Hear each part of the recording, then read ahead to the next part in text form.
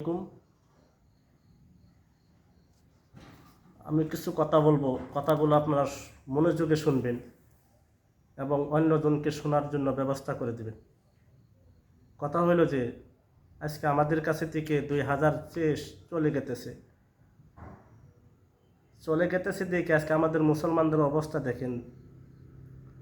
আজকে আমাদের চিন্তা করা দরকার, সেই জায়গায় চিন্তা না কইরা আমরা ফুর্তি করতেছি, গান বাজনা করতেছি, খানা খাইতেছি। বা এটা মুসলমানদের কাজ নয়, এটা তো গুনার কাজ। কেন আমরা গুনার কাজ করব? 2023 আমাদের কাছে থেকে চলে গেতেছে, আমাদের চিন্তা করা দরকার যে পুরাপুরিভাবে আল্লাহর ইবাদত করতে পারি নাই 2023-এ। জানি না আল্লাহ মাফ করবে কি না, একমাত্র আল্লাহ রাব্বুল আলামিন ভালো জানে।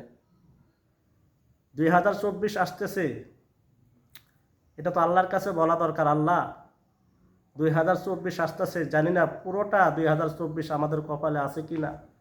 যদি কপালে আসে আল্লাহ 2024টা আমাদেরকে বেশি বেশি করে তোমার ইবাদত করার তৌফিক দিও, গুনার কাজে থেকে বিরত রেখো আল্লাহ।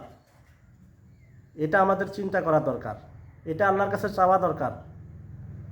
তাই আপনাদের সবাইকে বলছি যে কেউ গুনার কাজ করবেন না।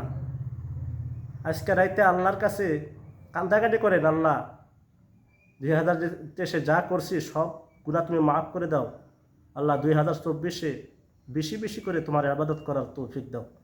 আমিন।